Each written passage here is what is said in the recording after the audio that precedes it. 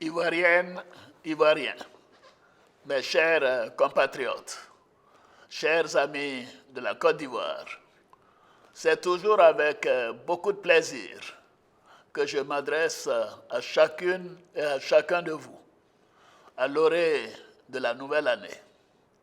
L'année 2024 nous a permis d'enregistrer des avancées importantes dans un contexte sous-régional et international difficile.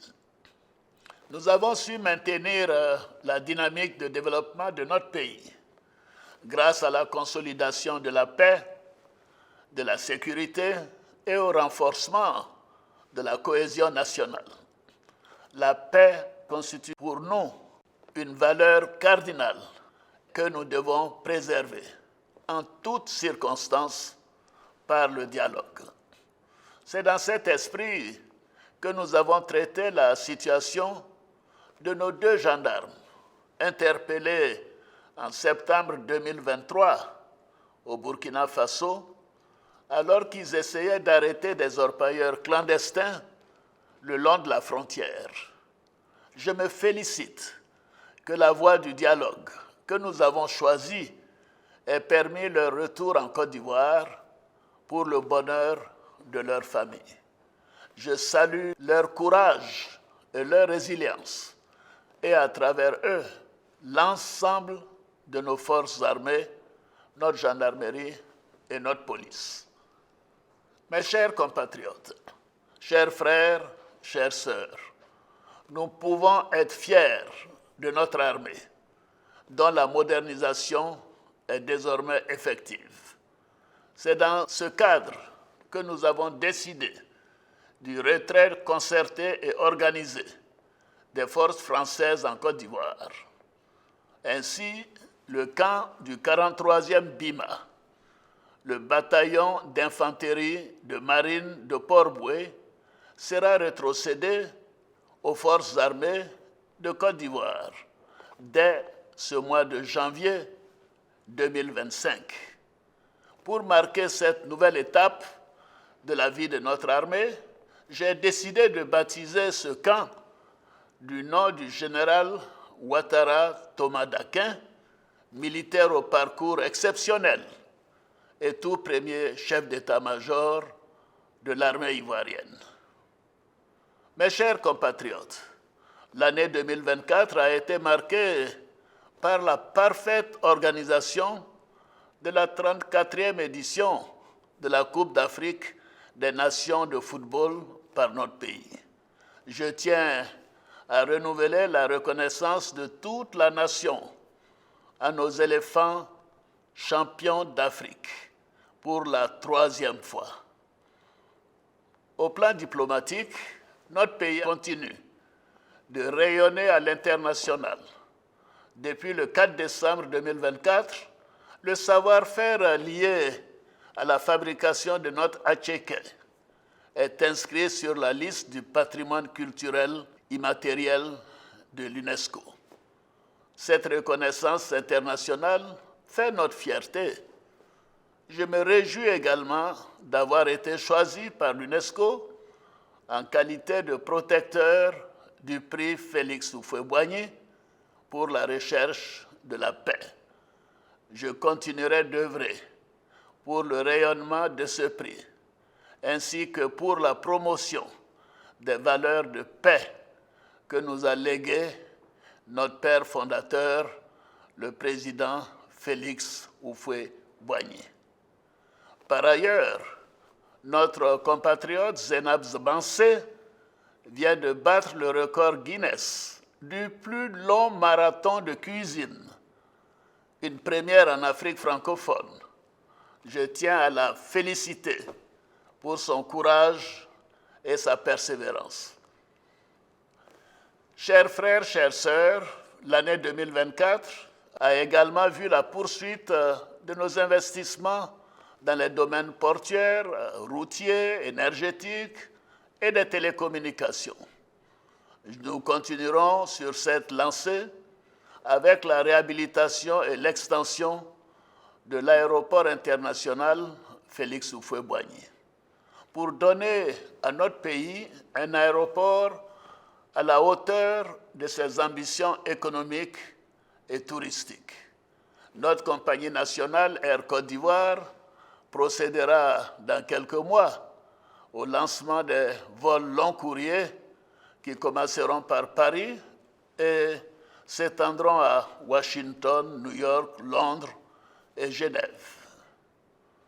Mes chers compatriotes, l'une de nos grandes ambitions est de faire de chaque citoyen, quelle que soit son origine et sa condition sociale, un acteur de développement qui contribue par son travail à la création de richesses. En matière d'éducation, nos enfants sont chaque année plus nombreux à terminer le cycle primaire et le cycle secondaire, et cela avec une quasi-parité filles-garçons. Le nombre de collèges et de lycées publics a triplé. Nous sommes ainsi passés de 294 en 2011 à un total de 902 en 2024. En 2025, ce sont 15 lycées de jeunes filles et une centaine de collèges de proximité qui seront construits pour renforcer nos acquis en matière d'éducation. Au niveau de l'enseignement supérieur et de la recherche scientifique, l'achèvement de la première phase des universités de San Pedro et de Bandoukou, ainsi que la construction en cours de l'université d'Odjené, nous permettront de passer de 3 universités en 2011 à 10 universités en 2025. La compétitivité de nos universités et grandes écoles s'améliore également. C'est le cas de l'Institut national polytechnique de Yamoussoukro, classé meilleure université francophone en Afrique en 2024, après l'université Mohamed V du Maroc. Nous continuerons d'améliorer les conditions d'études et de vie de nos étudiants. Dans ce cadre, les cités universitaires, y compris celles de l'Institut national polytechnique et de l'École normale supérieure, feront l'objet de réhabilitation complète dès janvier 2025. Nous augmenterons également le nombre d'étudiants boursiers dès la rentrée académique prochaine. En ce qui concerne l'enseignement technique et la formation professionnelle, de nouveaux centres de formation seront mis en service dès 2025 pour donner à nos enfants une formation de qualité et des perspectives d'emploi. En matière de santé, la couverture du territoire se poursuit. Désormais, 80% des populations vivent à moins de 5 km des centres de santé, contre 66% en 2011. À ce jour, 16 millions de personnes sont enrôlées à la couverture maladie universelle. En 2025, nous poursuivrons la construction de 9 hôpitaux généraux, de 4 centres hospitaliers régionaux, du CHU d'Abobo et l'achèvement du nouvel institut de cardiologie de Bouaké. Mes chers compatriotes, la mise en œuvre du programme social du gouvernement se poursuit avec succès. Désormais, 94% des localités de notre pays ont accès à l'électricité. Notre objectif est de couvrir la totalité du pays en électricité à la fin de l'année 2025. Grâce à notre programme Électricité pour tous, 2 millions de familles ont déjà bénéficié de connexions au réseau électrique au tarif social de 1 000 francs CFA. Quant à l'eau potable, le gouvernement poursuit ses efforts pour renforcer la capacité de production d'eau potable. À cet égard, le projet Eau pour tous a été lancé en 2024. Il vise 200 chefs-lieux de sous-préfecture, ainsi que les localités de 4 000 habitants et plus. Les travaux d'extension et de densification des réseaux de distribution sont également en cours dans le Grand Abidjan et à l'intérieur du pays.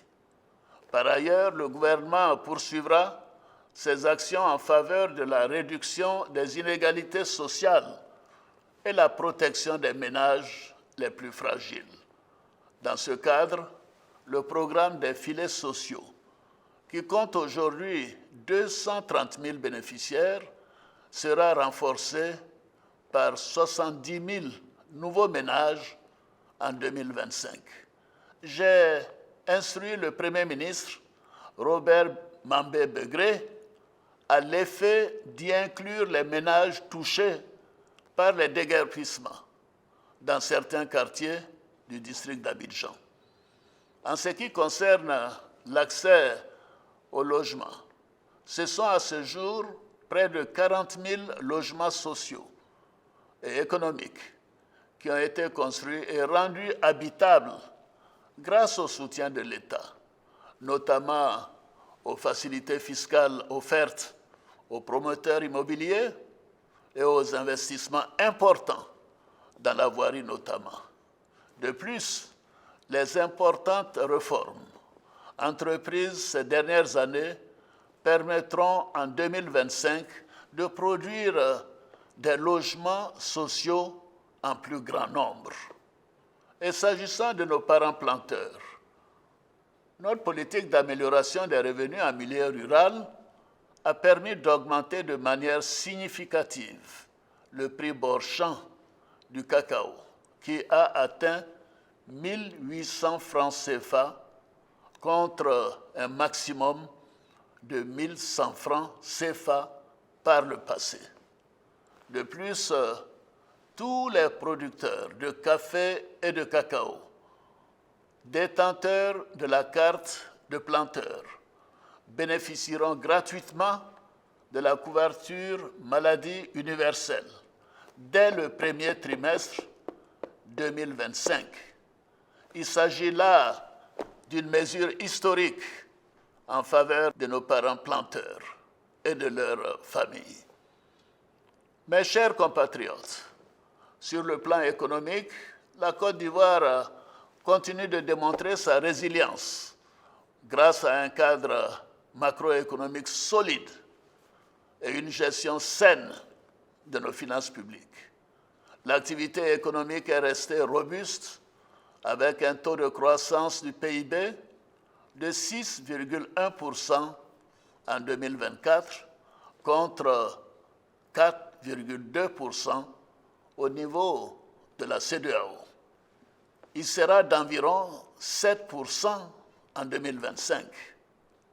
L'endettement de notre pays demeure modéré et le stock de la dette s'établit à 56% du PIB contre un seuil communautaire de 70% dans la zone UEMOA.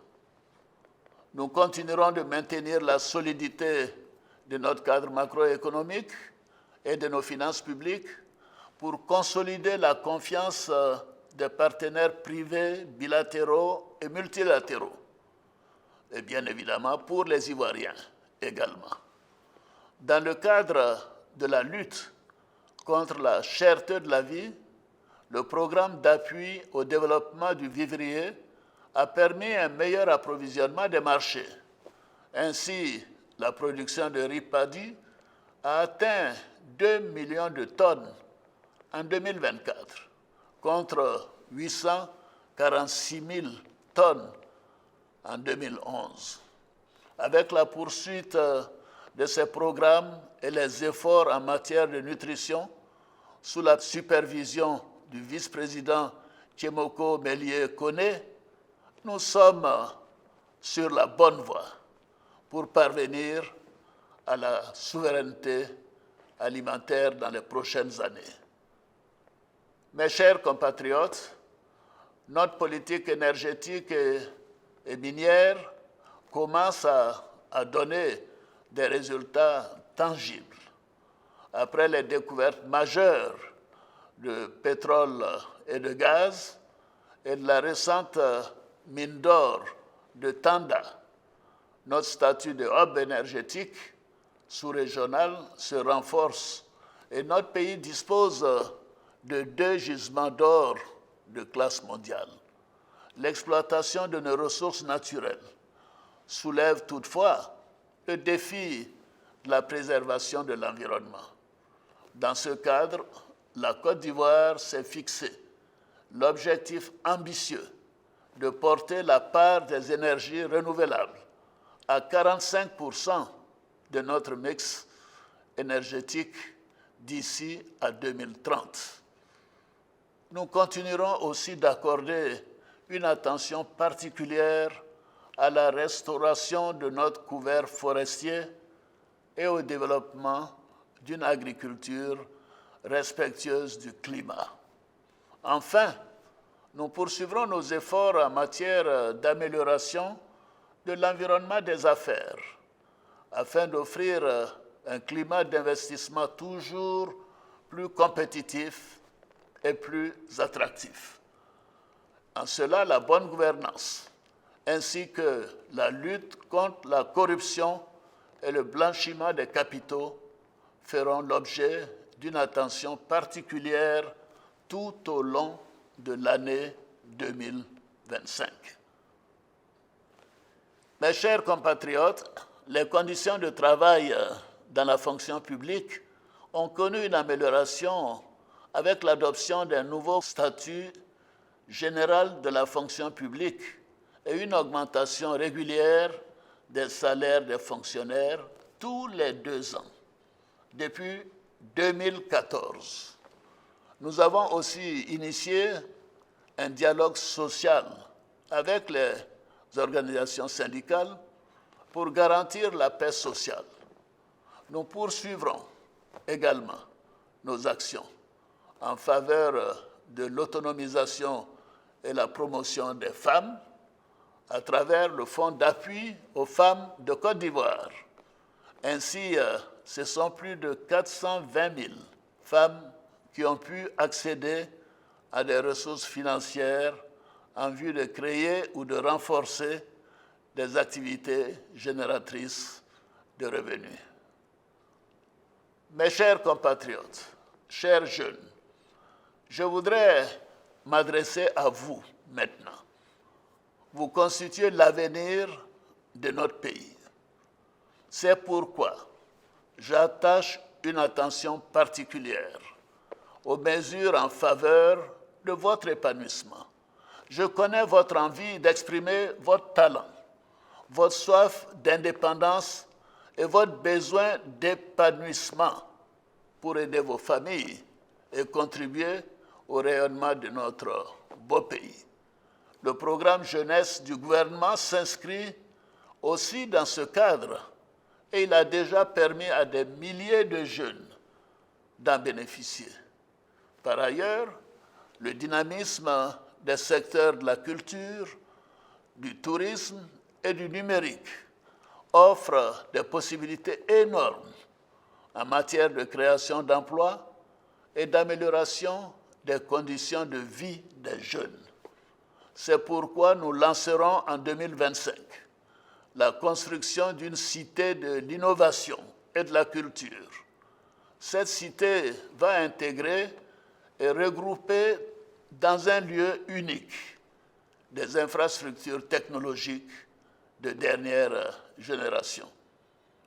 Elle intégrera des incubateurs de start-up ainsi que des espaces dédiés à la création et à la promotion des arts et de la culture.